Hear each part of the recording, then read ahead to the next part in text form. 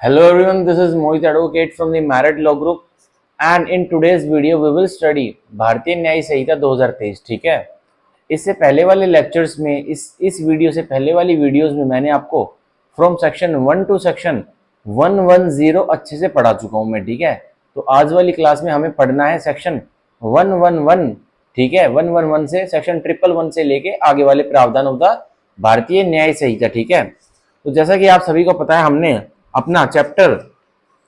हमने अपना chapter of offences affecting the human body चलाया हुआ है। ठीक है, जो कि है सीधा सीधा सेक्शन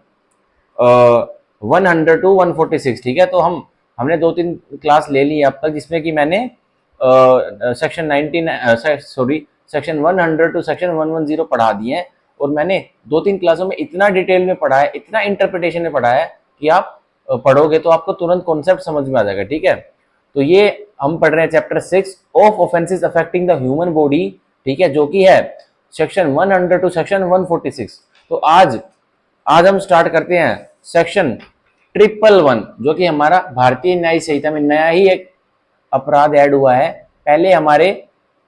आईपीसी में, इंडियन पीनल कोड में यह नहीं था। अब हम पढ़ते हैं सेक्शन 111, जो कि बोलता है ऑर्गेनाइज्ड क्राइम। अब वो वाले क्राइम जो ऑर्गेनाइज्ड हैं, मतलब वो ऐसे चल रहे हैं स्टेप बाय स्टेप, मतलब उनकी पूरी डिटेलिंग हुई पड़ी है कि एंड रिजल्ट क्या निकलना है, किसने क्या क्राइम करना है, किसने कौन सा पार्ट प्ले करना है। तो ये होता है ऑर्गेनाइज्ड क्राइम। अब ऑर्गेनाइज्ड क्राइम हमारे लेजिस्लेचर्स ने इसको आइडेंटिफाई कर लिया था, तभी तो भाई आईपीसी को हटा के भारतीय न्याय संहिता में ऑर्गेनाइज्ड क्राइम डाला है। ठीक है, तो हम इसको न्यू एज्ड क्राइम तो नहीं कह सकते, ये चल तो काफी सालों से रहा है, पर हमारे लेजिस्लेचर ने ये अभी ऐड किया है। तो हम पढ़ते हैं सेक्शन 111 ऑर्गेनाइज्ड क्राइम की बॉडी। अब देखिए sub section 1, any constituting unlawful activity including kidnapping, robbery, vehicle theft, extortion, land grabbing, contract killing, economic offence, cyber crimes, trafficking of persons, drugs, weapons or illicit goods or services, human trafficking for prostitution or ransom by any person or a group of persons acting in concert। तो क्या कह रहा है, any continuing unlawful activity,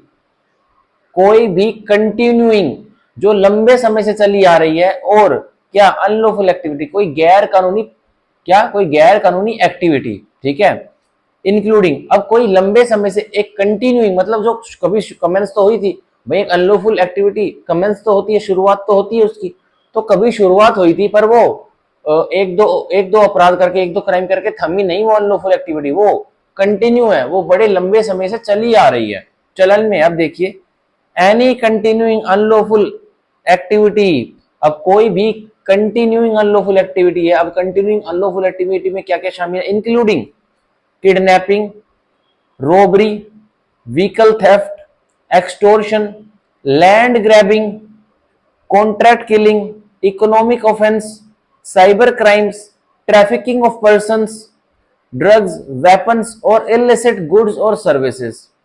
human trafficking for prostitution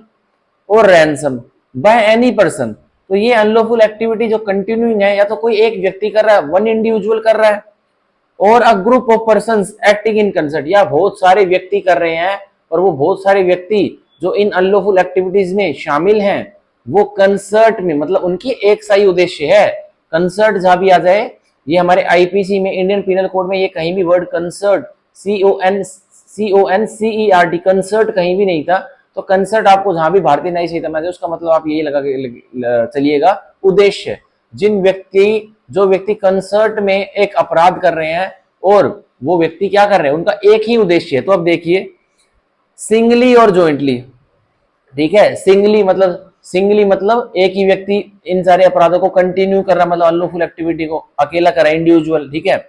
individually कर रहा है, और jointly या बहुत सारे व्यक्ति इन अनलॉफुल एक्टिविटी को कंटिन्यूइंग, मतलब बहुत लंबे समय से करते आ रहे हो, पर बहुत सारे व्यक्ति जुड़े हुए हैं, जॉइंट है। अब देखिए either as a member of an organised crime syndicate, या तो जो वो सिंगल व्यक्ति है, इंडिविजुअल है, जो एक कंटिन्यूइंग अनलॉफुल एक्टिविटी कर रहा है, वो तो या तो वो मेंबर है, सदस्य है, किस चीज का, ऑर्गेनाइज्ड क्राइम सिंडिकेट का, मतलब एक ऑर्गेनाइज क्राइम सिंडिकेट, भाई सिंडिकेट का नाम दे दिया कि एक सिंडिकेट है जो कि ऑर्गेनाइज क्राइम ही करता है। ऑर्गेनाइज क्राइम क्या है? ये वाले जो मैंने बताया अभी, kidnapping, robbery, vehicle theft, extortion, land grabbing, contract killing, economic offence, cyber crimes, trafficking of persons, ठीक है, ड्रग्स, वेपन और इलिसिट गुड्स और सर्विसेज, ये सारे क्या है? ऑर्गेनाइज क्राइम है। कोई व्यक्ति इंडिविजुअल अकेला या फिर बहुत सारे व्यक्ति क्या कर रहे हैं? एक सिंडिकेट रन कर रहे हैं जो कि इन ऑर्गेनाइज क्राइम को घटित करते हैं। अब देखिए, और on behalf of such syndicate by use of violence, या इस सिंडिकेट के बिहाफ पे कोई और इंडिविजुअल अपराध कर रहा है, ये वाले अनलॉफुल एक्टिविटी कर रहा है बाय यूज ऑफ वायलेंस। और ये सारे अनलॉफुल एक्टिविटी जो कंटिन्यूइंग अनलॉफुल एक्टिविटी है वो कैसे चलन में है? बाय यूज ऑफ वायलेंस, भाई हिंसा प्रयोग करके अनलॉफुल एक्टिविटीज के जो ये ऑफेंसेस है, kidnapping, abduction, extortion, theft, sorry vehicle theft, ठीक है, ये वाले, ये कोई हिंसा करके करा जा रहा है। ऑब्वियसली सिंडिकेट हिंसा करेगा और ये अनलॉफुल एक्टिविटीज को रिजल्ट देगा। अब देखिए, थ्रेट ऑफ वायलेंस, या फिर डरा करके हिंसा कर देंगे, फिर ये वाले अपराध कर रहे हैं। इंटिमिडेशन, या फिर इंटिमिडेशन क्या? धमकी दे रहे हैं। कोर्शन का मतलब होता है कि भाई ऐसा कोई अपराध कर रहे हैं एक व्यक्ति, सिंडिकेट वाले दूसरे व्यक्ति के ऊपर, कि अगर वो अपराध हुआ ना, इतना डराया हुआ एक व्यक्ति को सिंडिकेट वालों ने कि अपराध हुआ ना तो उनको भारतीय न्याय संहिता या कोई और अन्य पीनल लॉ के तहत सजा मिलेगी। अब देखिए, और by any other unlawful means to obtain direct और इनडायरेक्ट मटेरियल बेनिफिट, कोई और अन्य अनलॉफुल गैर कानूनी साधन है, मीन्स है, टू ऑब्टेन डायरेक्ट और indirect material benefits including a financial benefit, जिससे कि क्या कोई और साधन उपयोग कर रहे हैं, हिंसा नहीं कर रहे, ठीक है, हिंसा कर रहे हैं सिंडिकेट वाले, ठीक है, या फिर क्या कर रहे हैं? थ्रेट कर रहे हैं कि हिंसा कर देंगे, या फिर इंटिमिडेशन कर रहे हैं, या कोर्शन कर रहे हैं, या फिर कोई और अन्य अनलॉफुल मीन्स उपयोग में ला रहे हैं जिसकी वजह से क्या हो सके? डायरेक्टली उनको फाइनेंशियल बेनिफिट हो सके, या फिर इनडायरेक्टली उनको फाइनेंशियल बेनिफिट हो सके।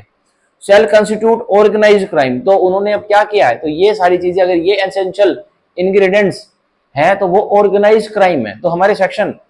111 सबसेक्शन 1 में हमारे ऑर्गेनाइज्ड क्राइम की परिभाषा दे दी है हमारे लेजिस्लेचर ने, ठीक है, ये हमने पढ़ लिया है। अब इसकी एक्सप्लेनेशन समझते हैं, थोड़ा और स्पष्टीकरण समझते हैं कि भाई ऑर्गेनाइज्ड क्राइम में और क्या क्या इंग्रेडिएंट्स मिल सकते हैं। तो देखिए,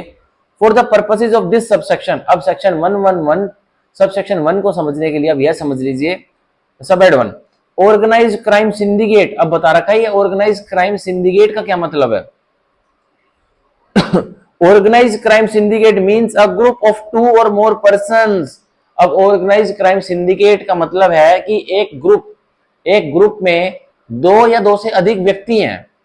हु एक्टिंग ईदर सिंगली और जॉइंटली, या तो वो जो ग्रुप में 2 या 2 से अधिक व्यक्ति है ना, या तो वो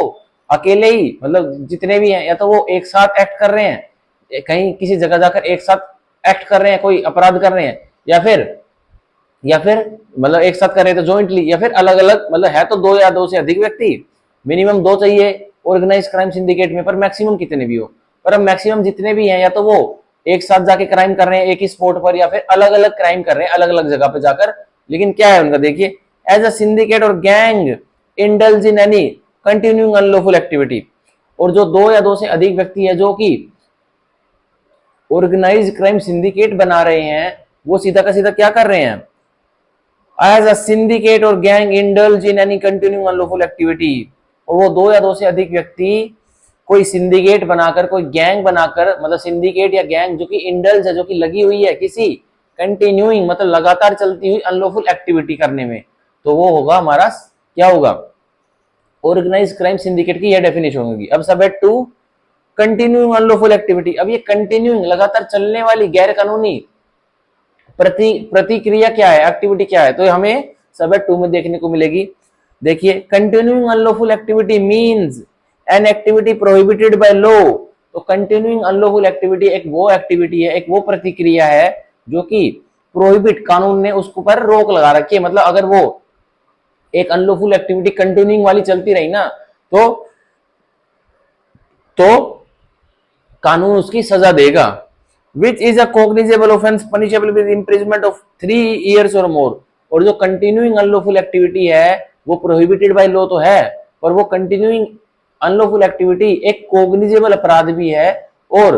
कोग्निजेबल अपराध वो वाला है जिसमें भाई पनिशमेंट मिलेगी 3 साल या उससे ज्यादा की, ठीक है, जेल कटवाई जाएगी। अब देखिए, अंडरटेकन बाय एनी पर्सन इधर सिंगली और जॉइंटली, और वो अनलॉफुल कंटिन्यूइंग अनलॉफुल एक्टिविटी या तो उसने अंडरटेक किया है करने के लिए जोखिम उठाया एक व्यक्ति ने, मतलब सिंगली या फिर जॉइंटली सभी ने।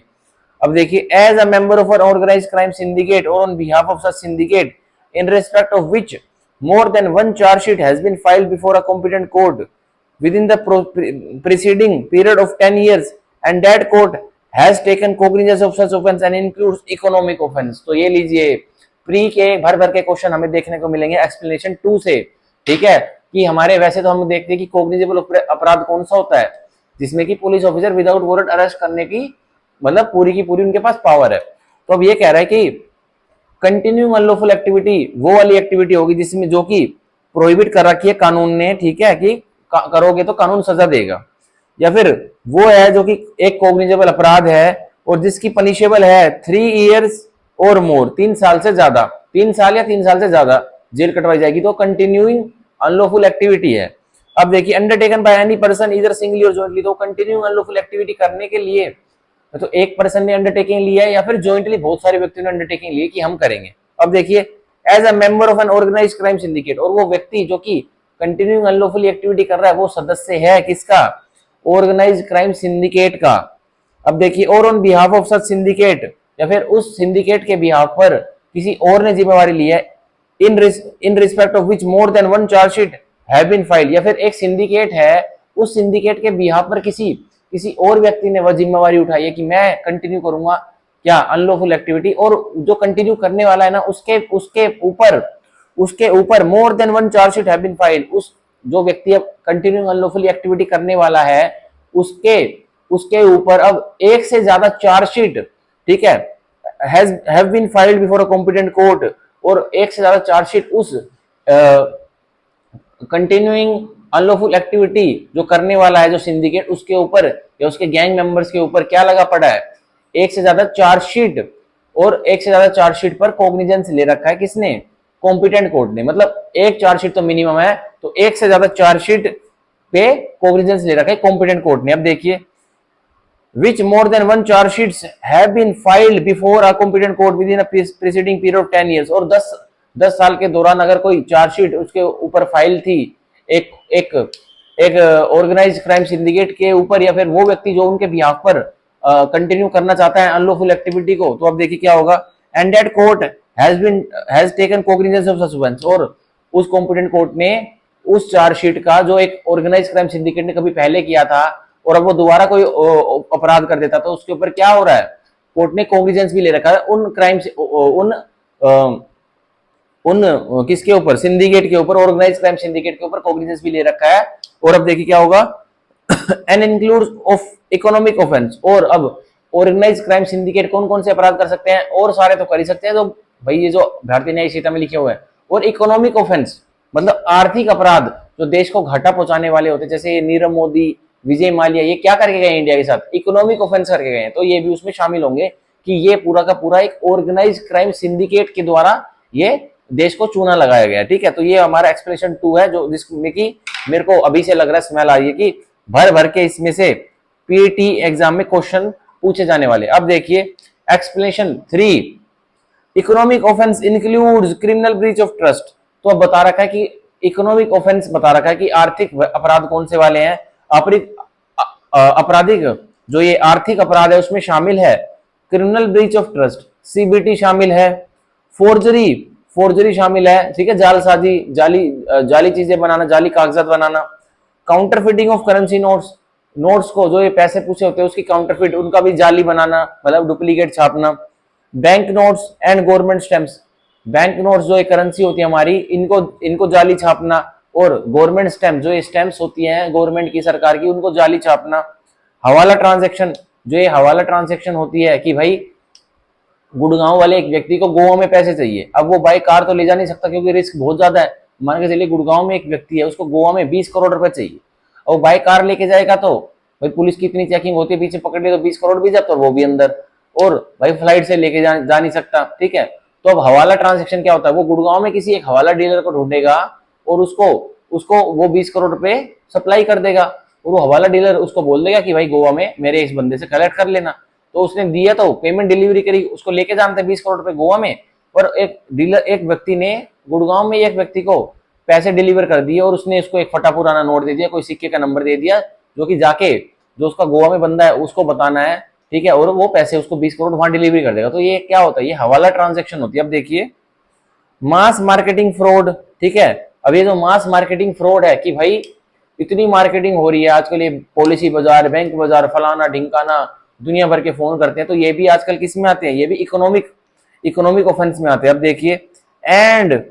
और running any scheme to defraud several person, ये कोई ऐसी स्कीम चलाना जिससे कि धोखाधड़ी की जा सके कि बहुत व्यक्तियों के लिए। अब जैसे क्या स्कीम चलाना, जैसे कोई व्यक्ति, जैसे गांव वगैरह में, शहर वगैरह में लॉटरी का बिजनेस नहीं कर रखते हैं कि भाई प्रति महीना मतलब बहुत सारी, मतलब एक व्यक्ति जो मेन होता है, इसका हेड होता है, वो कम से कम 20 व्यक्ति को जोड़ लेता है कि सब लॉटरी डालो मेरे पास, मतलब तुम भाई बैंक में भी तो डालोगे, तो आप मेरे पास लॉटरी डालो, मैं आपके पैसों का कहीं और इस्तेमाल करूंगा, और मेरे को प्रॉफिट हो गया तो जो भी लॉटरी उठाएगा मैं तुरंत उसको इंटरेस्ट रेट पे पैसे दे दूंगा। तो अगर ये भी कोई व्यक्ति कर रहा है तो उसको भी, अभी ये मैंने एक एग्जांपल दिया है कि क्या running any scheme to defraud any bank, running any scheme to defraud several person, या कोई व्यक्ति एक ऐसी स्कीम चला रहा है जिससे कि डिफ्रॉड, धोखा दिया जा सके बहुत सारे व्यक्ति को एक साथ, और doing any act in any manner with a view to defraud any bank, या कोई और व्यक्ति ऐसा एक्ट कर रहा है कि वो फ्रॉड खेल रहा है, मतलब फ्रॉड बैंक के ऊपर ही फ्रॉड करना चाहता है वो व्यक्ति, जैसे विजय माल्या, नीरव मोदी टाइप, ठीक है। आप देखिए, और फाइनेंशियल इंस्टीट्यूशन, या फिर फाइनेंशियल इंस्टीट्यूशन जो और इंस्टीट्यूशंस हैं उनके साथ धोखाधड़ी करना चाहता है, ठीक है। और एनी अदर इंस्टीट्यूशन और organise for obtaining monetary benefits in any form, या कोई और अन्य इंस्टीट्यूशंस हैं जिनको की जो कि मॉनेटरी बेनिफिट्स के लिए जाने जाते हैं, उनके साथ कोई अपराध कर रहा है, ठीक है, उनको डिफ्रॉड करने की कोशिश कर रहा है। तो उसने क्या किया, उसने इकोनॉमिक ऑफेंस कर दिया उस व्यक्ति ने, ठीक है।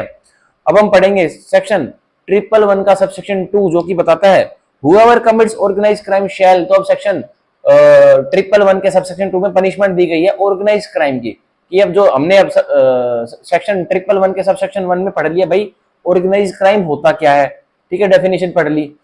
ठीक है, एक्सप्लेनेशन में सारी चीजें समझ ली कि भाई जो वर्ड्स यूज हुए हैं भारी भरकम से, इनका मतलब क्या है और इनमें आता कौन कौन सा चीजें हैं, ठीक है। अब हमारे सेक्शन 111 के सबसेक्शन 2 में पनिशमेंट बता रखी है कि भाई पनिशमेंट क्या मिलेगी।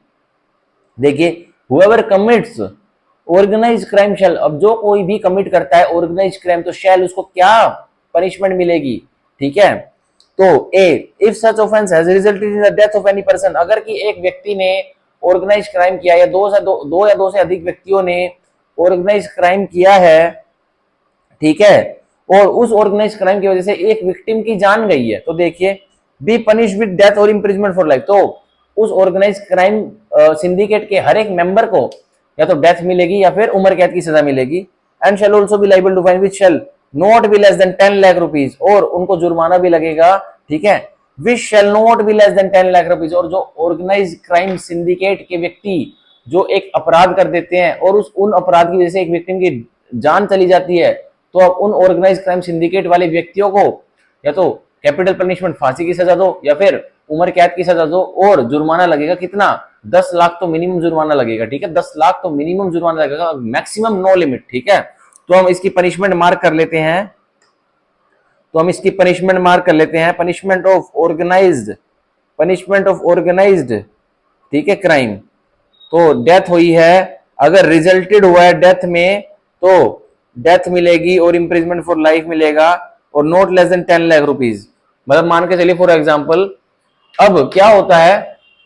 बहुत बड़े बड़े गैंगस्टर है इंडिया में, ठीक है,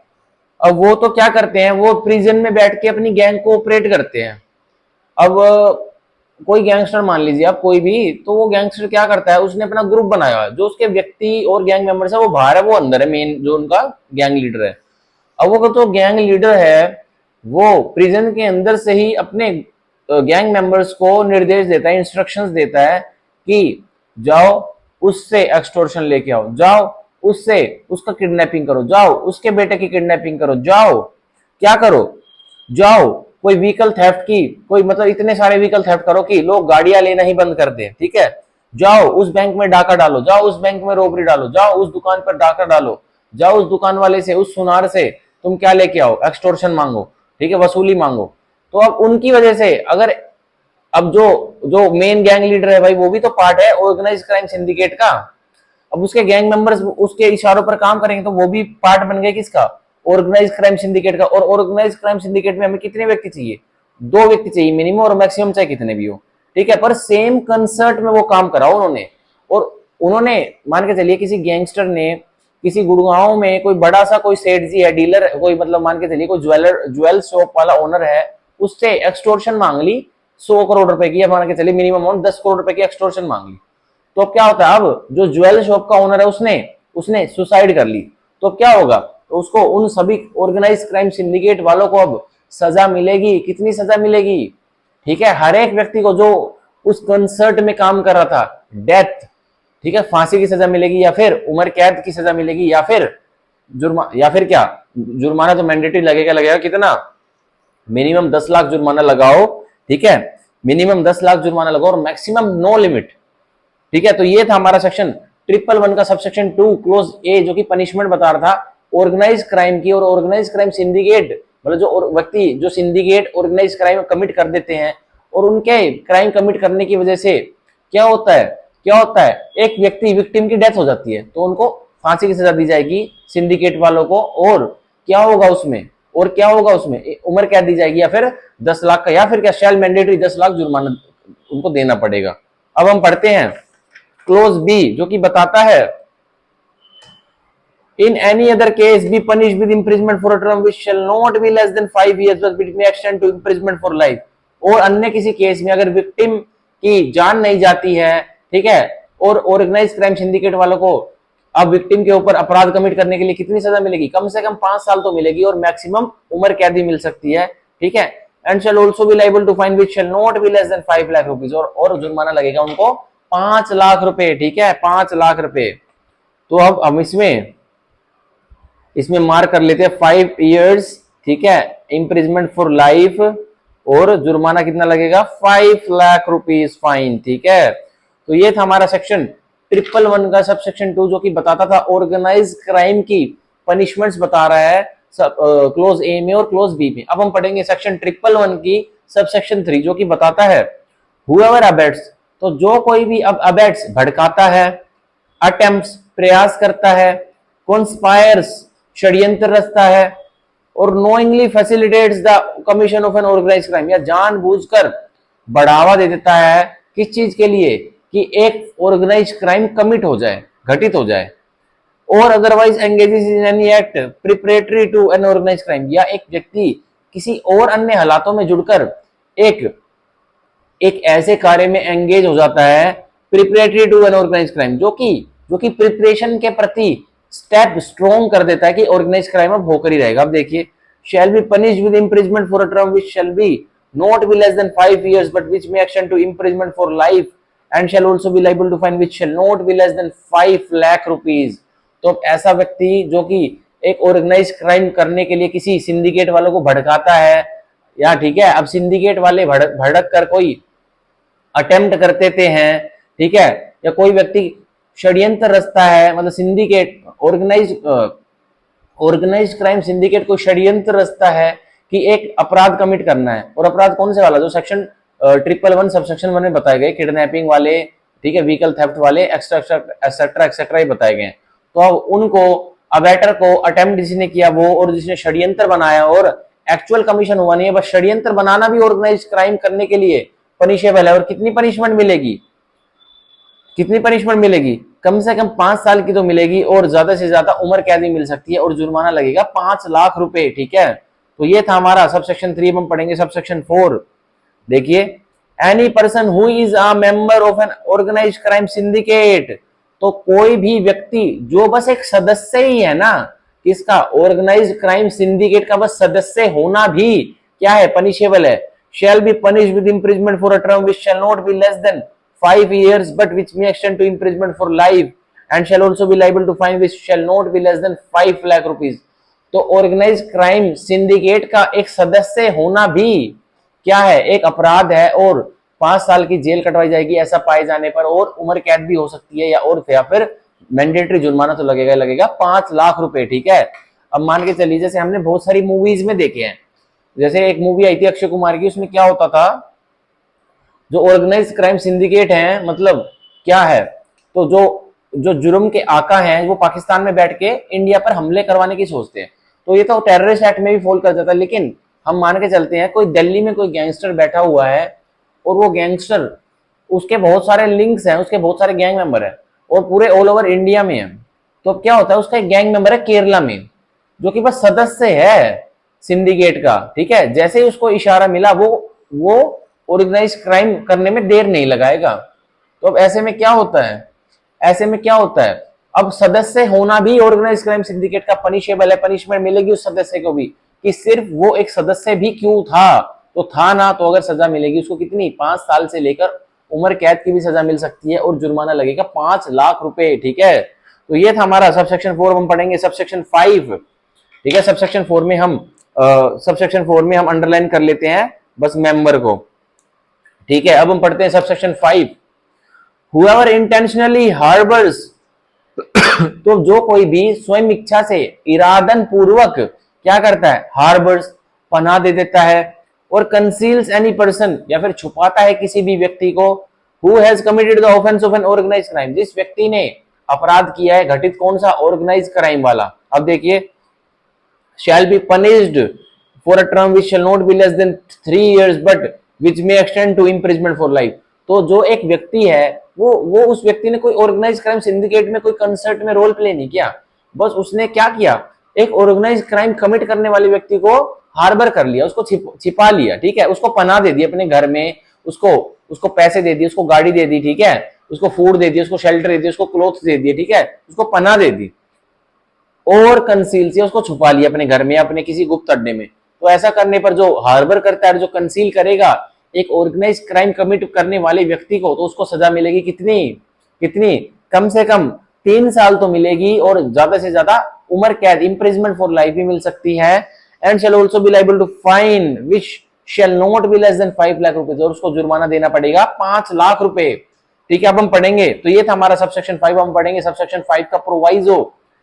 provide that this subsection shall not apply to any case in which the harbor or concealment is by the spouse of the offender। तो अब प्रोवाइजो से हमारे पीटी में क्वेश्चन बन सकते हैं, क्या क्वेश्चन बन सकते हैं, कि एक व्यक्ति ने ऑर्गेनाइज क्राइम कमिट किया और वो व्यक्ति है एक किसी, मतलब कोई मैन है, वो कोई मैन है, एक पुरुष है जिसने की एक ऑर्गेनाइज क्राइम कमिट किया, तो उसने ऑर्गेनाइज क्राइम कमिट किया, तो वो मैन छुपकर चला गया अपनी वाइफ के घर, ठीक है। तो अब उसकी वाइफ ने अगर उसको पनाह दे दी और उसको छिपा लिया, ठीक है, उसको छिपा लिया, कंसील कर लिया, तो बिल्कुल भी सजा उसको वाइफ को नहीं मिलेगी कि उसने हार्बर किया है, कंसील किया है अपने पति को, ठीक है। तो ये था हमारा सबसेक्शन 5 का प्रोवाइजो। अब हम पढ़ेंगे सबसेक्शन 6, जो कि बताता है whoever possesses any property, तो जो कोई भी पोजेस करता है कोई भी संपत्ति,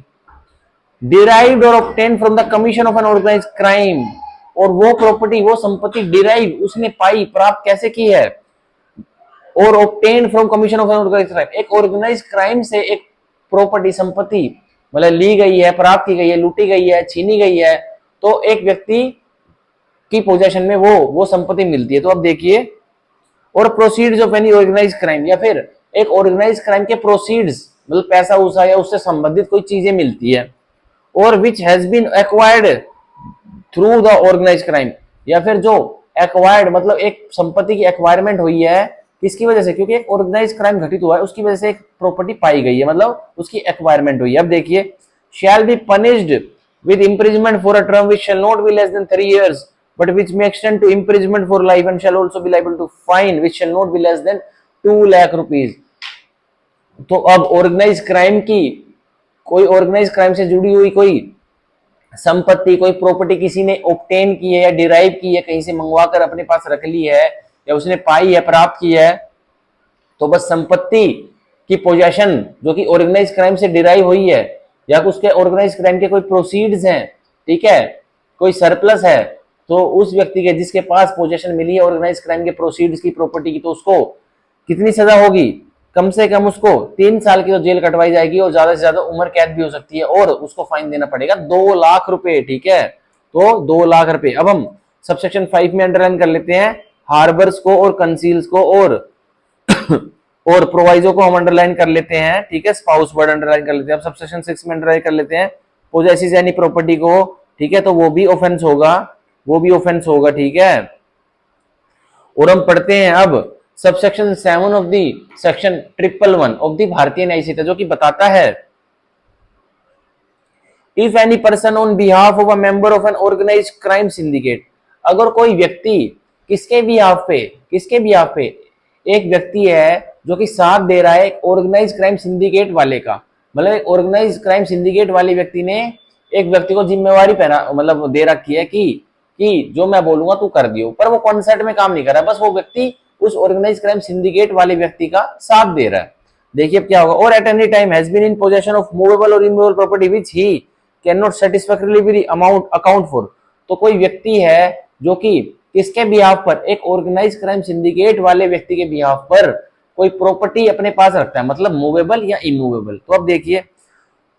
property which he can not satisfactory account for, और वो प्रॉपर्टी जो उसके पास मूवेबल या इमूवेबल है, ठीक है, तो वो उसका हिसाब किताब भी नहीं दे पा रहा डिपार्टमेंट को, पब्लिक अथॉरिटीज को, कि वो प्रॉपर्टी उसके पास आई कैसे, क्योंकि वो ऑब्वियसली वो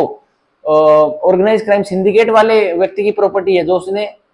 क्राइम से ऑब्टेन करा के डिराइव कर रखी। तो अब देखिए shall be punishable with imprisonment for a term which shall not be less than 3 years but which may extend to imprisonment for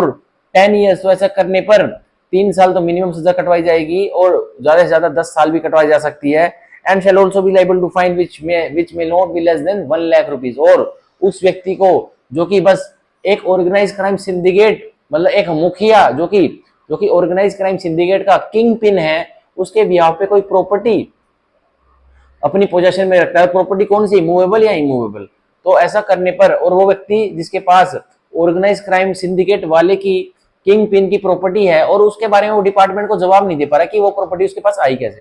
तो ऐसा करने पर उस व्यक्ति को सजा दी जाएगी, ठीक है, कितनी, 3 साल तो मिनिमम सजा दी जाएगी और मैक्सिमम 10 साल कटवाई जा सकती है, और उसको फाइन देना पड़ेगा 1 लाख रुपए, ठीक है। तो हम सबसेक्शन 7 में मार्क कर लेते हैं ऑन बिहाफ, इसमें इंपॉर्टेंट वर्ड है, पोजेशन इंपॉर्टेंट वर्ड है, मूवेबल और इमूवेबल इंपॉर्टेंट वर्ड है, can not satisfactory account for immovable word है, और पनिशमेंट इतनी इंपॉर्टेंट नहीं है, मार्क करना चाहो तो कर लो, कोई दिक्कत नहीं है। तो यहाँ हमारा खत्म होता है सेक्शन 111 जो कि बता रहा था ऑर्गेनाइज क्राइम। ये बिल्कुल हमारा नया एक अपराध है जो कि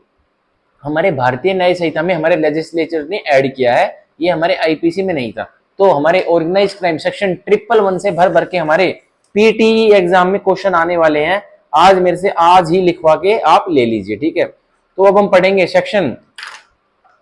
ये हमारा हुआ सेक्शन 111, मैंने आपके लिए ऑर्गेनाइज क्राइम पूरा पढ़ा, इसकी थोड़ी और डीप इंटरप्रिटेशन मैं दूंगा, ये मैंने पहली बार आपके लिए पढ़ा है तो मैंने इसकी थोड़ा आपको एक्सप्लेनेशन में हिंदी बताई है, ठीक है, पर इसकी डीप इंटरप्रिटेशन मैं जब इसके नोट्स रेडी कर लूंगा वो नोट्स के थ्रू दूंगा, ठीक है। अब देखिए सेक्शन 112, अब सेक्शन 112 भारतीय न्याय संहिता का हम पढ़ने वाले, जो कि बताता है पीटी ऑर्गेनाइज क्राइम, छोटे छोटे ऑर्गेनाइज क्राइम क्या होते हैं वो सेक्शन 112 बताता है। देखिए सेक्शन 112 का subsection 1, whoever being a member of a group, तो जो कोई भी सदस्य है एक ग्रुप का, मतलब जट्टेबंदी का, मतलब एक समूह का, और गैंग, या फिर जो कोई भी सदस्य है एक गैंग का, ठीक है। गैंग क्या होती है, गैंग मैंग, जो ये बहुत सारे छचुंदर, जो ये टपोरी लोग गांव में शहरों में गैंग बना लेते हैं ना, ये होते छचुंदर। तो कोई भी एक गैंग का सदस्य है, इधर सिंगली और जॉइंटली, पर जो वो सदस्य है ना उस ग्रुप का या उस गैंग का, या तो अकेले ही वो कुछ करेगा या फिर सबके साथ मिलकर करेगा, क्या करेगा, commits any act of theft, क्या करेगा, एक्ट करेगा, एक गैंग का सदस्य या फिर एक ग्रुप का सदस्य या तो अकेला या उन ग्रुप के साथ या गैंग के साथ क्या करेगा, commits any act of theft, या तो कोई एक्ट करता है चोरी का, थेफ्ट का, स्नैचिंग, क्या कोई चैन वगैरह तोड़ने का, स्नैचिंग का, ठीक है, चीटिंग मतलब जालसाजी का, ठीक है, धोखाधड़ी का, unauthorise selling of tickets, 2 number है ब्लैक में टिकट्स बेचेगा, अनऑथराइज बैटिंग और गैम्बलिंग, 2 नंबर के तरीके से सट्टा लगाएगा या फिर गैम्बलिंग करेगा, ठीक है, जहां गैम्बलिंग अलाउड नहीं है इंडिया में वहां गैम्बलिंग करेगा, मतलब कसिनो में खेलेगा या कुछ भी करेगा, पोकर खेलेगा या फिर सट्टा लगाएगा मैचेस पे, ठीक है। अब देखिए selling of public examination question papers, या फिर एक सदस्य है गैंग का या ग्रुप का जो कि बेच रहा है, क्या बेचता है वो, क्या बेचता है, पब्लिक एग्जामिनेशन के क्वेश्चन पेपर्स बेचता है। मतलब जो जनता जनार्दन के लिए जो परीक्षाएं होती हैं जो हमारे स्टेट लेवल पे और सेंट्रल लेवल पे, उसके क्वेश्चन पेपर कोई बेच रहा है जनता जनार्दन को, कोई कोई सदस्य ग्रुप का या गैंग का। तो अब देखिए, और any other similar criminal act, या फिर इनसे मिलते जुलते कोई सिमिलर आपराधिक कोई एक्ट करता है, तो अब देखिए is said to commit petty organise crime, तो कहा जाएगा कि वो पीटी ऑर्गेनाइज क्राइम कर रहे हैं, ठीक है, मतलब छोटे छोटे ऑर्गेनाइज क्राइम कर रहे हैं। तो उसको सजा देखिए कितनी मिलेगी। अब सेक्शन 112 सबसेक्शन 1 की हम स्पष्टीकरण पढ़ते हैं जो कि पीटी ऑर्गेनाइज क्राइम को और संक्षेप में और खोलकर इसका मतलब बताइए। अब देखिए, for the purposes of this subsection, तो इस सबसेक्शन के तहत आप समझ लीजिए थेफ्ट इंक्लूड्स, तो थेफ्ट जो चोरी है उसमें क्या शामिल है, ट्रिक, ट्रिक थेफ्ट। मतलब ट्रिक थेफ्ट क्या होता है अब, कि भाई कुछ बिल्कुल व्यक्ति के सामने कुछ ऐसा जादू करना कि अगले व्यक्ति जो जो कि जिसके साथ चोरी की जा रही है उसको पता भी ना लगे कि तेरा ट्रिक हो गया, मतलब तेरे साथ कुछ चाल साजी, तुरंत तेरी आंखों के धूल झोंक के तेरे से कुछ सामान ले लिया गया। जैसे अब गांव में जब हम छोटे छोटे थे तो बहुत आतंक रहता था कि उसके घर में भाई वो आ गए सोने की चैन साफ करने वाले, और वही 20 रुपए में सोने की चैन साफ करते थे। और वो क्या करते थे, सोने की चैन तो साफ करते थे, पर उस उनके पास एक केमिकल होता था जिसकी वजह से जो महिलाएं अपने सोने की चैन देती थी उसका सारा सोना उस केमिकल में सोख हो जाता था, और उस महिला को थोड़ी हल्की चैन देते थे, मतलब उसका वेट बिल्कुल वो ले जाते थे पानी में अपने केमिकल में गोल्ड का। तो महिला के आंखों के सामने उसके साथ ट्रिक हो गया, और ये हो गया ट्रिक थेफ्ट, ठीक है। तो अब देखिए थेफ्ट फ्रॉम व्हीकल, अब इसमें जो थेफ्ट है उसमें शामिल है क्या, चोरी की गई है व्हीकल से, मतलब रेड लाइट पे कोई व्हीकल खड़ा है, किसी चोर ने पीछे से बैक डोर से, बैक विंडो से, गाड़ी की बैक विंडो से लैपटॉप का बैग निकाली, तो ये क्या हुआ, थेफ्ट फ्रॉम व्हीकल हुआ कि एक वाहन से चोरी हो गई। अब देखिए ड्वेलिंग हाउस और बिजनेस प्रीमिसेस, या एक व्यक्ति चोरी करता है ड्वेलिंग हाउस, ड्वेलिंग हाउस क्या होता है, जिसमें व्यक्ति लोग रहते हैं, मतलब आम लोग ह्यूमन बसेरा करते हैं, ठीक है। अब देखिए, और बिजनेस प्रीमिसेस, या कोई व्यक्ति चोरी करता है और जहां बिजनेस व्यापार हो रहा है ना उस प्रीमिसेस परिसर में से। अब देखिए कार्गो थेफ्ट, या कोई व्यक्ति अब ये वेयर हाउस वगैरह शिपिंग में जो कार्गो जाती है देश विदेश में, हमारे इंटरस्टेट जो ये कार्गो वाले होते हैं डिलीवरी, ठीक है, ये वाले, इनसे कोई चोरी कर रहा है। पिक पॉकेटिंग, कोई पिक पॉकेट कर रहा है, मतलब मंदिर में आप लाइन में लगे हुए हैं, आपके पीछे से पॉकेट काट ली और आपका पैसा निकाल लिया। अब देखिए थेफ्ट थ्रू कार्ड स्कीमिंग, अब चोरी की गई है कार्ड स्कीमिंग के द्वारा। कार्ड स्कीमिंग क्या होती है भाई, कार्ड के द्वारा मतलब एटीएम में कोई व्यक्ति गया बूढ़ा सा, उसको उसके साथ एक और व्यक्ति एंट्री ले लेता है, वो कार्ड स्कीमिंग करेगा, मतलब उस बूढ़े व्यक्ति का कार्ड बदल लेगा और अपना नकली सा कार्ड उसको दे देगा, और बूढ़ा व्यक्ति जब पासवर्ड अपना डाल रहा है उसका पासवर्ड भी वो देख लेता है, तो ये होता है कार्ड स्कीमिंग। अब देखिए shoplifting and theft of automated teller machine, या फिर शॉपलिफ्टिंग, एक शॉप में ही क्या कर रहा है, डाका डाल दे रहा है, ठीक है, and theft of automated teller machine, ठीक है, एक एटीएम बूथ में घुसता है कोई चोर और एटीएम मशीन को अपने साथ चुरा कर ले जाता, तो वो भी थेफ्ट में आएगा, ठीक है। तो ये सारी पीटी ऑर्गेनाइज क्राइम हो गए हैं। अब देखिए, अब हम पढ़ेंगे सेक्शन 112 का सबसेक्शन 2 जो कि पीटी ऑर्गेनाइज क्राइम की पनिशमेंट बताएगा। तो अब देखिए, whoever commits any petty organized crime shall be punished with imprisonment for a term which shall not be less than 1 year but which may extend to 7 years and shall also be liable to fine। अब जो कोई भी व्यक्ति PT organise crime करेगा उसको 1 साल की सजा तो कम से कम मिलेगी, और मैक्सिमम 7 साल की सजा उसको जेल कटवाई जा सकती है, और जुर्माना तो उसको मैंडेटरी लगेगा, ठीक है। तो ये था जो कि मैंने आपको बताया पीटी ऑर्गेनाइज क्राइम, ठीक है। तो ये जो चोरी वगैरह करते हैं और ये स्नैचिंग वगैरह करते हैं, ड्वेलिंग हाउस में चोरी करते हैं, तो अब चोरी की सजा 3 साल नहीं रही है, ठीक है, लेकिन ये वो व्यक्ति हैं जो कि सदस्य हैं एक ग्रुप या गैंग का, तो इसमें ये मैंडेटरी है कि एक बहुत बड़ा समूह है, ग्रुप है जो कि बस चोरी ही करता है, तो उस सदस्य को सजा दी जाएगी कितनी, उसने वो पीटी ऑर्गेनाइज क्राइम का पार्ट है, तो उसको अब 1 साल से मिनिमम 1 साल तो दी जाएगी और 7 साल मैक्सिमम दी जा सकती है, और उसको जुर्माना भी देना पड़ेगा। अब मान के चलिए कोई सेक्टर 50 गुड़गांव में एक घर है, मान के चलिए बहुत बड़ा घर है, तो उसमें कोई इंडिविजुअल व्यक्ति चोरी कर लेता है, एक इंडिविजुअल मतलब एक ही चोर चोरी कर लेता है, और वो चोर ना तो सदस्य है किसी गैंग का ना ग्रुप का, तो क्या उसको हम 7 साल की सजा दे सकते हैं कि उसने एक ड्वेलिंग हाउस में जो सेक्टर 50 गुड़गांव में उसमें चोरी कर ली? नहीं दे सकते। हम उसे सेक्शन 112 सब सेक्शन 2 में सजा नहीं दे सकते 7 साल तक की, क्योंकि वो इंडिविजुअल चोर है तो उसको जो रेलिवेंट हमारे ड्वेलिंग हाउस में चोरी वाली सजा जो भारतीय न्याय संहिता में आगे चल के आएगी वो ही देंगे। पर एक मान के चलो कोई ऐसा सिंडिकेट है जो कि कोई ऐसा ग्रुप है या कोई ऐसी गैंग है जो कि क्या करती है, 5-7 व्यक्ति दिल्ली में है, 5-7 व्यक्ति हरियाणा में है, 5-7 व्यक्ति यूपी में है, 5-7 व्यक्ति उत्तराखंड में है, 5-7 व्यक्ति उत्तर प्रदेश में है, तो टोटल हो गए 35-40 व्यक्ति हो गए, 35-40-42 व्यक्ति हो गए 4-5 राज्यों में। तो उनका एक समूह है, उनके वो एक कंसर्ट में काम करते हैं कि क्या हमारा जो समूह है ना वो ओनली क्या करेगा, थेफ्ट करेगा, कहाँ, या तो ड्वेलिंग हाउस में, या फिर वो थेफ्ट करेंगे कहाँ, बिजनेस प्रीमिसेस में, या फिर उनका एक कंसर्ट है वो मतलब वो या तो वो स्नैचिंग करते हैं सारे के सारे, या उनका एक कंसर्ट है कि वो बाइक चोरी करते हैं वो सारे के सारे व्यक्ति, और कुछ उससे अलावा कुछ और नहीं करते, बस ये चीजें करते हैं।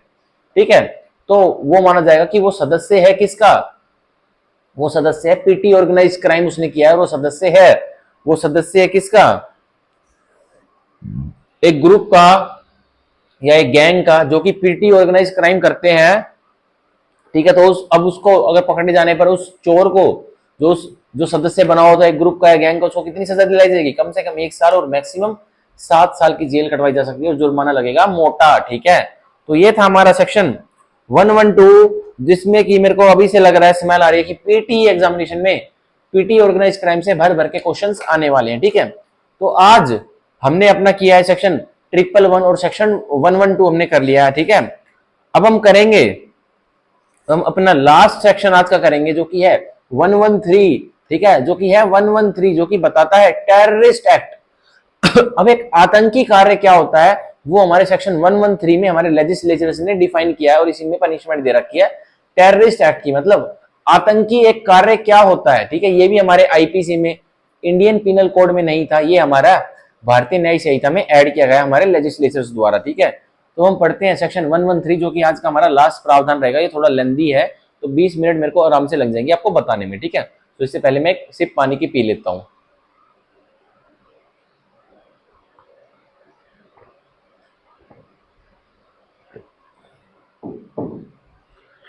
तो पढ़ते हैं हम सेक्शन 113 का सबसेक्शन 1 जो कि बताता है whoever does any act with the intent to threaten, तो जो कोई भी अब जो कोई में क्या, मैन वुमेन या ट्रांसजेंडर, तो जो कोई भी एक कार्य करता है और वो जो कोई भी है ना जो कार्य कर रहा है वो मर्यादा, वो इरादन पूर्वक कर रहा है, इंटेंशन रहा है, मतलब उसकी हाईएस्ट डिग्री ऑफ मेंसरी है क्या है, टू थ्रेटन, कि वो डरा रहा है, वो व्यक्ति जो कुछ कार्य कर रहा है और उस कार्य से वो डरा रहा है, और likely to threaten the unity, या फिर वो डरा सकता है, वो थ्रेटन, वो डर में ला सकता है किसको, यूनिटी, एकता को, इंटीग्रिटी, ठीक है, अखंडता को, सोवर्निटी, संप्रभुता को, सिक्योरिटी, सुरक्षा को, और इकोनॉमिक सिक्योरिटी या फिर आर्थिक सुरक्षा को ऑफ इंडिया, किसकी, भारतवर्ष की, और with the intent to strike terror, या फिर क्या इंटेंशन है उस जिस किसी की भी, हुएवर की, जो कि एक एक्ट कर रहा है कि वो उसकी इंटेंशन है, उसका इरादा है कि वो स्ट्राइक करेगा क्या, टेरर, वो एक आतंकी हमला करेगा,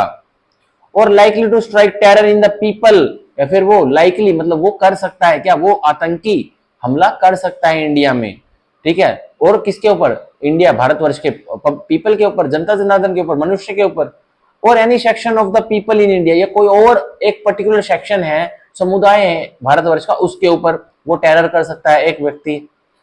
ठीक है, और इन एनी फॉरेन कंट्री, या फिर कोई समुदाय है भारत का, कोई सेक्शन है भारत के लोगों का जो कि फॉरेन कंट्री में रह रहा है, उसको मतलब कोई उनको टेरर कर रहा है। अब देखिए कैसे टेरर कर सकते हैं, बाय यूजिंग बॉम्ब्स, तो बॉम्ब्स यूज करके, इस्तेमाल करके, डायनामाइट इस्तेमाल करके, और अदर एक्सप्लोजिव सब्सटेंस, या कोई और अन्य एक्सप्लोजिव सब्सटेंस जो कि फट सकती है, और इनफ्लेमेबल सब्सटेंस, या कोई ऐसी सब्सटेंस जो कि गैसियस है और गैस से उसमें आग लग सकती है, वो ब्लास्ट हो सकती है। और देखिए, और फायर आर्म्स, या फिर बड़ी बड़ी बंदूकों से, फायर आर्म्स से, ठीक है,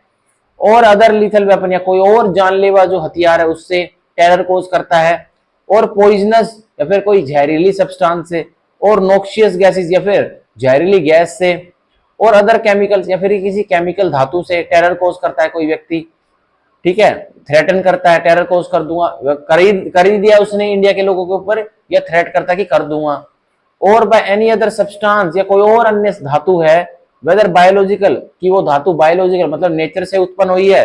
रेडियो एक्टिव या फिर मनुष्य के इन्वेंशंस के द्वारा मतलब प्राप्त हुई है, न्यूक्लियर और अदरवाइज, या फिर न्यूक्लियर वेपन से टेरर कोज करता है पीपल ऑफ इंडिया के ऊपर, ऑफ अ हजार्डियस नेचर, और वो सब्सटेंस जो कि टेरर कोज करने वाला एक व्यक्ति इस्तेमाल करने वाला वो हजार्डियस नेचर की, मतलब उसकी श्रेणी बड़ी खतरनाक है, और by any other means of whatever nature to cause और लाइकली टू कोज, या कोई और अन्य भी कोई श्रेणी का हथियार है, ठीक है, टू कोज की उस श्रेणी के हथियार से क्या कोज होगा या फिर क्या कोज होने वाला है। Sub head one, death, death of मृत्यु कोज होने वाली है, और इंजरी टू या फिर चोट लगने वाली है, एनी पर्सन किसी एक व्यक्ति को, और पर्सन बहुत सारे व्यक्ति को, और sub add to loss of नुकसान होने वाला है, और डैमेज टू या फिर क्या डैमेज तबाही होने वाली है, और डिस्ट्रक्शंस ऑफ या फिर नष्ट किया जाने वाला है प्रॉपर्टी कोई संपत्ति, और sub head three disruption of any supplies, किसी सप्लाईज हो रही है किसी एक जगह पर, उसकी डिसरप्शन उसमें रोक पैदा करने वाला है एक व्यक्ति कोई एक्ट कर इन बॉम्ब्स वगैरह से, और services essential to life of the community in India, या फिर कोई और अन्य सर्विसेज हैं जो कि समुदाय है ना इंडिया में उनकी लाइफ के लिए मतलब उनके जीवन चलाने के लिए वो सर्विसेज बहुत एसेंशियल है, उनको डिसरप्ट कर रहा है एक व्यक्ति, ठीक है। अब देखिए, और इन एनी फॉरेन कंट्री, और sub head four damage to the monetary stability of India by way of production, तो डैमेज कर रहा है क्या जो इकोनॉमिक स्टेबिलिटी है इंडिया की, भारतवर्ष की जो आर्थिक स्थिति है उसको डैमेज कर रहा है एक व्यक्ति, कैसे कर रहा है, और स्मगलिंग या फिर स्मगलिंग कर रहा है एक व्यक्ति, और circulation of counterfeits Indian paper currency, या फिर सर्कुलेट कर रहा है एक व्यक्ति भारत की जो नोट्स होते हैं जो करेंसी होती है जो कि इंडियन पेपर करेंसी है उसको कहीं सर्कुलेशन कर रहा है, जाली है वो देखिए मतलब फर्जी है, कोइन भारतीय सिक्कों को, और ऑफ एनी अदर मटेरियल कोई और अन्य धातु है उसको सर्कुलेट कर रहा है एक व्यक्ति। सब हेड फाइव डैमेज और destruction to any property in India, damage कर रहा है या फिर डिस्ट्रक्शन नष्ट कर देता है कोई भी संपत्ति जो कि भारतवर्ष में उसको, और इन अ फॉरेन कंट्री यूज्ड या फिर किसी फॉरेन कंट्री में जो इस्तेमाल हो रही है वो कोई धातु, ठीक है, कोई संपत्ति, और intended to be used for the defence of India, या कोई फॉरेन कंट्री में या फिर इंडिया के अंदर एक प्रॉपर्टी संपत्ति यूज होने वाली है इंडिया का बचाव करने के लिए, डिफेंस के लिए, तो उसको कोई नष्ट करने की कोशिश कर रहा है कोई व्यक्ति। और देखिए, और in connection with any other purposes of the government of India, या फिर एक प्रॉपर्टी है वो भारत सरकार के किसी भी कनेक्शन में फॉल करती है तो उसको नष्ट करने की कोशिश कर रहा है एक व्यक्ति। तो अब देखिए, एनी स्टेट गवर्नमेंट या कोई राज्य सरकार है उसको उसके प्रॉपर्टी है कोई उसको नष्ट करने की कोशिश कर रहा है, और एनी अदर एजेंसीज या कोई भारत की अन्य एजेंसीज है जैसे ईडी सीबीआई, ठीक है, उनके कोई प्रॉपर्टी है उनको नष्ट करने की कोशिश कर रहा है। और अब बी देखिए, सेक्शन 113 सब सेक्शन 1 का क्लोज बी क्या कह रहा है, overawes by mean of criminal force. अब एक व्यक्ति जो कि इंटेंशन के साथ ये सारे एक्ट करता है जो कि मैंने अभी पढ़ा है सब एड 1 से लेकर सब एड 5 तक, वो ओवररेव करता है ये सारी चीजों को करने के लिए, और कैसे करता है, क्रिमिनल फोर्स आपराधिक गुस्सा, आपराधिक जोर, आपराधिक धक्का दिखाकर, और the show off criminal force या फिर दिखाता है क्रिमिनल फोर्स आपराधिक गुस्सा, और अटेम्प्ट्स टू डू सो या फिर प्रयास करता है क्रिमिनल फोर्स दिखाने का, और causes death of any public functionary या फिर एक व्यक्ति इंटेंशन के साथ, ठीक है, क्या कर देता है, किसी पब्लिक फंक्शनरी मतलब सरकारी कर्मचारी, ठीक है, उसकी हत्या कोज कर देता है, मृत्यु कोज कर देता है, और attempts to cause death of any public functionary या फिर प्रयास करता है एक व्यक्ति जो कि टेररिस्ट है क्या करने की, कोई पब्लिक फंक्शनरी की मृत्यु कोज करने का प्रयास अटेम्प्ट करता है। तो अब देखिए अब क्या होगा, अब सेक्शन 113 का सबसेक्शन 1 का क्लोज सी, डिटेन्स किडनैप्स और abducts any person and threatening to kill और इंज्यूर सच पर्सन और does any other act in order to compel the government of India, या फिर एक व्यक्ति क्या करता है,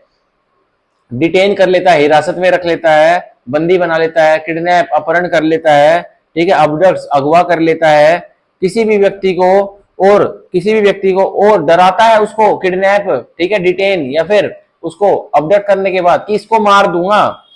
ठीक है, या फिर इसको चोट पहुंचा दूंगा, ठीक है, और does any other act in order to compel the government of India, या फिर कोई और एक्ट करता है उस व्यक्ति को मारता है या फिर उसको व्यक्ति को चोट पहुंचाता है और सिर्फ वो भारत सरकार को क्या करना चाहता है, उस भारत सरकार को विवश करना चाहता है, या फिर किसी राज्य सरकार को, या फिर किसी किसी फॉरेन कंट्री की सरकार को जिसके साथ इंडिया के ताल्लुकात है उसको, और एनी इंटरनेशनल और इंटर गवर्नमेंट ऑर्गेनाइजेशन और any other purpose to do और abstain from doing any act, कि ये काम करो या ये काम मत करो जो कि वो टेररिस्ट कह रहा है। मतलब एक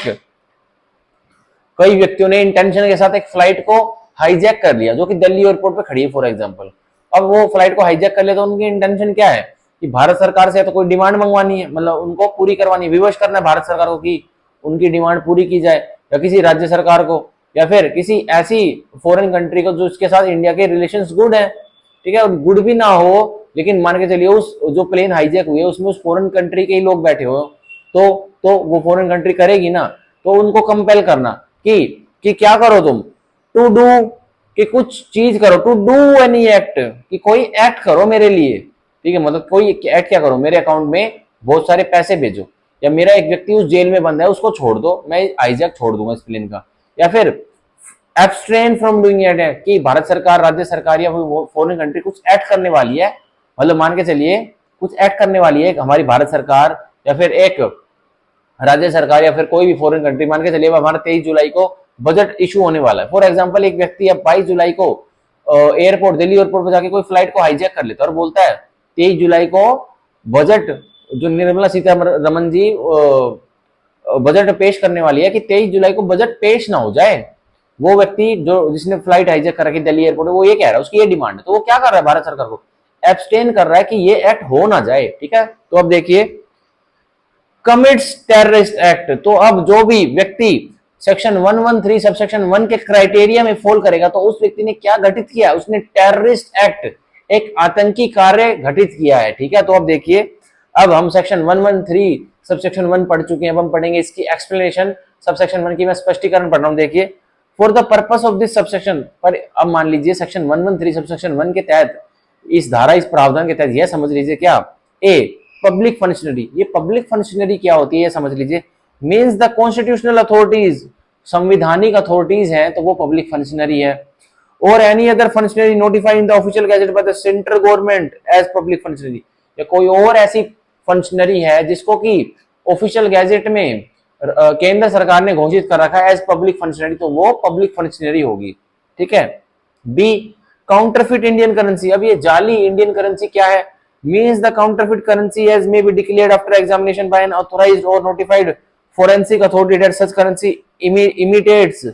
or compromises with the key security features of Indian currency। तो एक काउंटरफिट इंडियन करेंसी वो ही करेंसी होगी जिसको कि एग्जामिनेशन के बाद घोषित कर दिया है एक ऐसी अथॉरिटी ने, ठीक है, जो कि अथॉरिटी नोटिफाइड थी, कि वो फोरेंसिक अथॉरिटी ने उसको एग्जामिन करके एक नोट को, एक सिक्के को घोषित कर दिया क्या, दैट सच करेंसी इमिटेट्स, की ये करेंसी हूबहू है, और कॉम्प्रोमाइजेस या फिर कॉम्प्रोमाइज, ये कुछ कॉम्प्रोमाइज कर रही है करेंसी किसके साथ, with the key security features of Indian currency, जो कि हमारे इंडियन करेंसी के ओरिजिनल इंडियन करेंसी के की फीचर्स है उसको इमिटेट्स कर रही है, कॉम्प्रोमाइज कर रही है ये जाली करेंसी। तो वो क्या है, वो है काउंटरफिट इंडियन करेंसी की परिभाषा। अब हम पढ़ेंगे सेक्शन 113 का सबसेक्शन 2 जो कि बताता है whoever commits a terrorist act shall, तो जो कोई भी आतंकी एक्ट कमिट करता है उसको अब क्या पनिशमेंट मिलेगी, shall a if such offense has resulted in death of any person, अगर एक व्यक्ति ने टेररिस्ट एक्ट किया था और उस टेररिस्ट एक्ट की वजह से किसी व्यक्ति की जान चली गई, तो देखिए बी पनिश विद डेथ, तो अब उस व्यक्ति को जो जिसने टेररिस्ट एक्ट किया था उसको डेथ, फांसी की सजा मिलेगी, और इंप्रिजमेंट फॉर लाइफ, या फिर उसको उम्र कैद भी मिल सकती है, and shall also B life fine, और उसको जुर्माना भी लगेगा मैंडेटरी। तो मान के चलिए जैसे हमने एग्जांपल लिया था कि दिल्ली एयरपोर्ट पे एक व्यक्ति या बहुत सारे व्यक्तियों के समूह ने, ग्रुप ने क्या किया, एक फ्लाइट को, एक जो दिल्ली एयरपोर्ट पे इंडिगो की फॉर एग्जांपल फ्लाइट खड़ी थी उसको हाईजैक कर लिया। अब तो हाईजैक कर लिया और अब गवर्नमेंट ऑफ इंडिया से वो कुछ मांग रहे हैं, पैसे पूछा गवर्नमेंट ऑफ इंडिया, भाई थोड़े बहुत उनको कह रही है, उनसे नेगोशिएशन करी, इतने में उन व्यक्तियों ने जिन्होंने दिल्ली एयरपोर्ट पे फ्लाइट को हाईजैक करा था, किसी व्यक्ति की गोली मार के अंदर फ्लाइट में हत्या कर दी और उसको फ्लाइट से बाहर फेंक दिया कि अब ये देखेंगे गवर्नमेंट ऑफ इंडिया कि हमने क्या किया। अब वो डर जाएंगे और तुरंत पैसे दे देंगे। तो अब ऐसे में हर एक व्यक्ति जो फ्लाइट को हाईजैक किया उसको फांसी की सजा मिलेगी, या फिर उम्र कैद भी मिल सकती है, या फिर जुर्माना या फिर क्या, जुर्माना तो लगेगा मैंडेटरी। ठीक है, तो ये था हमारा सेक्शन 113 का। सब सेक्शन 2 का क्लोज ए अब क्लोज बी पढ़ते हैं। देखिए, इन any other case be punish with imprisonment for a term which shall not be less than 5 years but which may extend to imprisonment for life and shall also be liable to fine। अगर death नहीं cause हुई है, एक व्यक्ति ने terrorist act करा था, terrorist और टेररिस्ट एक्टिविटीज करी थी, जो कि हमारे सेक्शन 113 के सब सेक्शन 1 में डिफाइंड है, पर उस टेररिस्ट एक्ट का रिजल्ट किसी व्यक्ति की डेथ नहीं गई, विक्टिम ओके है सारे, तो अब क्या होगा, और तो अब उस टेररिस्ट एक्ट जिसने किया था उसको मिलेगा 5 साल की मिनिमम सजा तो कटवाई जाएगी, और मैक्सिमम उम्र कैद भी कटवा सकते हैं, और जुर्माना भी लगेगा मैंडेटरी। ठीक है, अब हम पढ़ेंगे sub section 3 of section 113 of the भारतीय न्याय संहिता, जो कि बताता है whoever conspires, अब जो कोई भी षड्यंत्र रच लेता है, और अटेम्प्ट्स टू कमिट, या फिर प्रयास करता है कमिट करने का, घटित करने का, और एडवोकेट्स, या जो कोई भी वकालत करता है, अब उस सेंस में वकालत नहीं, मतलब कोर्ट में आर्गुमेंट वाली वकालत नहीं, उस षड्यंत्र की वकालत करता है, मतलब सारी प्लानिंग करता है। अबेट्स, जो कोई भी अबेट्स भड़काता है, एडवाइजेस, जो कोई भी सलाह देता है, और इनसाइट्स, या जो कोई भी क्या करता है, इनसाइट्स करता है, डायरेक्टली या तो सीधी तौर पर भड़काता है, मतलब एडवोकेट्स करता है या फिर एडवाइस करता है, और नोइंगली फैसिलिटेट्स, या फिर जानबूझकर, या तो डायरेक्टली फैसिलिटेट, मतलब डायरेक्टली वो फैसिलिटेट कर रहा है कि एक अपराध कमिट हो जाए, जो कि टेररिस्ट एक्ट है। ठीक है, या फिर वो जानबूझकर फैसिलिटेट कर रहा है क्या, the commission of a terrorist act, की एक टेररिस्ट एक्ट या तो मेरे इस एडवाइस से, एडवोकेट से, अबेट से कमिट हो जाए, या फिर क्या हो जाए, या फिर उसको जानकारी है कि मैं ऐसा करूंगा तो हो भी सकता है टेररिस्ट एक्ट कमिट, और any act preparatory to the commission of one terrorist act, फिर कोई व्यक्ति एक ऐसा एक्ट कर देता जो कि उस टेररिस्ट एक्ट को होने में प्रिपरेशन का काम कर रहा है, वो shall be punished with imprisonment for a term which shall not be less than 5 years but which may extend to imprisonment for life and shall also be liable to fine। तो जो कोई भी ये भड़काता है कि एक टेररिस्ट एक्ट हो जाए, या जो अटेम्प्ट भी कर देता है टेररिस्ट एक्ट करने के लिए किसी के साथ, ठीक है, तो उसको 5 साल की मिनिमम जेल तो कटवाई जाएगी, और उम्र कैद भी मिल सकती है, और जुर्माना लगेगा मैंडेटरी। ठीक है, अब पढ़ेंगे सब सेक्शन 4, जो कि बताता है whoever organizes or causes to be organized any camp or camps of imparting training in terrorist act, तो जो कोई भी ऑर्गेनाइज, मतलब ऑर्गेनाइज करता है, या फिर और causes to be organized any camp, या फिर वो नतीजा कोज करता है, वो परिणाम कोज करता है कि एक कैंप ऑर्गेनाइज हो जाए, और कैंप्स या बहुत सारे कैंप्स ऑर्गेनाइज हो जाएं जिसमें कि ट्रेनिंग दी जाएगी, और ट्रेनिंग किसकी दी जाएगी, टेररिस्ट एक्ट के लिए, और रिक्रूट्स, या फिर नौकरी पर रखता है, या फिर मतलब एम्प्लॉय करता है, और causes to be recruited any person, या फिर वो और व्यक्तियों को, एजेंसी को बोल देता है कि तुम रिक्रूट करो किन्हीं व्यक्तियों को, और persons for commission of a terrorist act, कि ये रिक्रूटेड व्यक्ति क्या करेंगे, एक टेररिस्ट एक्ट कमिट करेंगे। shall be punished with imprisonment for a term which shall not be less than 5 years which may extend to imprisonment for life and shall also be liable to। तो ऐसा करने पर जिस भी व्यक्ति ने organise किया एक कैंप या बहुत सारे कैंप्स, और वो कैंप में क्या होती है, ट्रेनिंग मिलती है टेररिस्ट एक्टिविटीज के लिए। ठीक है, मतलब बच्चों को रिक्रूट कर लिया एक टेररिस्ट ने, और वो गोलियां उलियां चलाना सिखा रहा है उनको, तो वो क्या कर रहा है, वो टेररिस्ट एक्ट के लिए उनको ट्रेनिंग दे रहा है। तो अब ऐसा करने पर एक व्यक्ति को कितनी, कम से कम उसको मिलेगी सजा 5 साल की, तो मिनिमम जेल की सजा कटवाई जाएगी, और मैक्सिमम उम्र कैद भी कटवाई जा सकती है, और जुर्माना लगेगा मैंडेटरी। ठीक है, तो ये था हमारा सब सेक्शन 4 ऑफ सेक्शन 113। अब हम पढ़ेंगे सब सेक्शन 5, जो कि बताता है any person who is a member of an organisation, तो जो कोई भी व्यक्ति बस एक सदस्य है एक ऑर्गेनाइजेशन का, एक संगठन का, which is involve in terrorist act, जो संगठन इन्वॉल्व है किसी टेररिस्ट एक्ट में, shall be punished with imprisonment for a term which shall not be which may extend to imprisonment for life and shall also be liable to fine। बस सदस्य होना ही एक organisation, एक संगठन का, और वो संगठन टेररिस्ट एक्ट करती है, टेररिस्ट एक्टिविटी करती है, तो जो सदस्य ही है ना, और एक्चुअल में उसने कोई अपराध ना करना, बस सदस्य होना ही सजा दिला देगा। और कितनी सजा दिलाएगा, उम्र कैद की सजा दिला देगा, और क्या दिलाएगा, जुर्माना देना पड़ेगा मोटा। ठीक है, अब हम पढ़ते हैं सब सेक्शन 6, जो कि बताता है whoever voluntarily harbors or conceals, तो जो कोई भी स्वयं इच्छा से हार्बर्स, पनाह दे देता है या फिर छिपाता है, और अटेम्प्ट्स टू हार्बर, या फिर प्रयास करता है पनाह देने का, और कंसील, या प्रयास करता है छुपाने का, any person knowing that such person has committed a terrorist act, किसी भी व्यक्ति को, और उस व्यक्ति जो छुपा रहा है, पनाह दे रहा है, उस व्यक्ति को जानकारी है कि इस व्यक्ति ने, जिसको मैं छुपा रहा हूं और पनाह दे रहा हूं, हार्बर कर रहा हूं या कंसील कर रहा हूं, इसने कोई टेररिस्ट एक्ट कमिट कर रखा है। तो देखिए, shall be punished with imprisonment for a term which shall not be less than 3 years but which may extend to imprisonment for life. अब एक टेररिस्ट एक्ट में एक जो व्यक्ति इन्वॉल्व था, उस व्यक्ति को किसी ने हार्बर दी और उसको कंसील किया, मतलब पब्लिक अथॉरिटी से छिपाया अपने घर में या कहीं भी अपने अड्डे पे, तो छिपाने वाले व्यक्ति को मिनिमम कम से कम 3 साल की जेल तो काटनी पड़ेगी और मैक्सिमम उसको उम्र कैद भी दे सकते हैं और जुर्माना लगेगा उसको भी, फाइन, ठीक है, मोटा। अब हम पढ़ेंगे सबसेक्शन 6 का प्रोवाइजो, जो ये बता रहा है, provided this subsection shall not apply to any case in which the harbour और concealment by the spouse of the offender. अब एक ऑफेंडर था जिसने टेररिस्ट एक्ट किया था, वो पनाह लेने चला जाता है अपने स्पाउस, मतलब अपनी घरवाली के पास या अपने घरवाली के पास। तो अब उसके घरवाली ने उसको हार्बर कर दिया, फिर कंसील कर लिया, तो अब उसको सबसेक्शन 6 ऑफ सेक्शन 113 के तहत सजा नहीं मिलेगी, ठीक है। तो हम पढ़ेंगे सेक्शन 113 का subsection 7, whoever knowingly possesses any property derived or obtained from commission of a terrorist act। तो जो कोई भी जानबूझकर, मतलब उसको जानकारी है और वो जानकारी होते हुए भी एक व्यक्ति पोजेस करता है, मतलब अपने पास रख लेता है क्या, एनी प्रॉपर्टी, कोई भी संपत्ति, डिराइव्ड और obtained from commission of an terrorist act, जो संपत्ति उस व्यक्ति को मिली है एक टेररिस्ट एक्ट की वजह से वो मिली है, ठीक है, या वो प्राप्त की गई वो संपत्ति किसी टेररिस्ट एक्ट का कमीशन करने के बाद,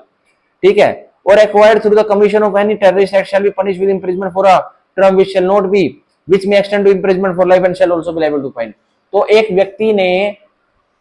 के पोजेशन में कोई ऐसी संपत्ति मिली जो संपत्ति सीधा सीधा ताल्लुकात रख रही है एक टेररिस्ट एक्ट से ली गई, प्राप्त की गई संपत्ति से, तो अब वो उस संपत्ति को रखने वाले व्यक्ति को इम्प्रिजमेंट फॉर लाइफ की सजा होगी, ठीक है, और जुर्माना लगेगा मोटा। अब मान के चलिए एक व्यक्ति है पंजाब का, फॉर एग्जाम्पल, वो किसी टेररिस्ट एक्ट में इन्वॉल्व हो जाता है, ठीक है, और वो भारत सरकार से कुछ पैसे वगैरह कैश में, हार्ड कैश में मंगवा लेता है अपने किसी अड्डे पर। अब उस अड्डे से वो पैसे चले जाते हैं उस व्यक्ति के, पंजाब के व्यक्ति के मामा जी के पास। अब उसके मामा जी को पुलिस अथॉरिटीज पकड़ लेती है, ठीक है, वो घर में ले जाके पोजीशन में रख लेता है उसका मामा जी, उस टेररिस्ट का, जो भारत सरकार से जिसने पैसे डिराइव किए थे और ऑब्टेन किए थे। तो उसके मामा जी को, अब उस आतंकवादी के मामा जी को इम्प्रिजमेंट फॉर लाइफ, उम्र कैद की सजा होगी और जुर्माना देना पड़ेगा मोटा, ठीक है। तो ये था हमारा सेक्शन 113 का सब सेक्शन 7। अब हम इसकी एक्सप्लेनेशन पढ़ लेते हैं, जो कि बताती है for the removal of doubts. अब सारे के सारे जो डाउट्स हैं, संदेह हैं, उनको हटाने के लिए समझ लीजिए, it is here bye declared that the officer not below the rank of superintendent of police. तो अब एक ऑफिसर, अधिकारी, जो कि एसपी की रैंक से नीचे का नहीं होना चाहिए, shall decide whether to register the case under this section or under the Unlawful Authorities Prevention Act 1967। तो अब एक अधिकारी जो कि पुलिस का है और वो अधिकारी एसपी की रैंक से नीचे नहीं होना चाहिए, मतलब एसपी की रैंक का एक अधिकारी होना चाहिए और वो अधिकारी ही डिसाइड, एक निर्णय लेगा कि एक व्यक्ति पर सेक्शन 113 के तहत केस दर्ज होना चाहिए या फिर या फिर अनलॉफुल एक्टिविटीज प्रिवेंशन एक्ट 1967 के तहत केस दर्ज होना चाहिए। तो जो सुपरिटेंडेंट ऑफ पुलिस है उसका डिसीजन फाइनल रहेगा कि केस एक व्यक्ति के ऊपर टेररिस्ट एक्ट में सेक्शन 113 में रजिस्टर्ड होना चाहिए, लॉज होना चाहिए एफआईआर, या फिर अनलॉफुल एक्टिविटीज प्रिवेंशन एक्ट 1967 के तहत कमिट, मतलब रजिस्टर्ड होना चाहिए। तो ये थी हमारी सेक्शन 113 सब सेक्शन 7 की एक्सप्लेनेशन, जिसमें मेरे को दिख रहा है आज से कि क्वेश्चन 100% बनेगा, ठीक है।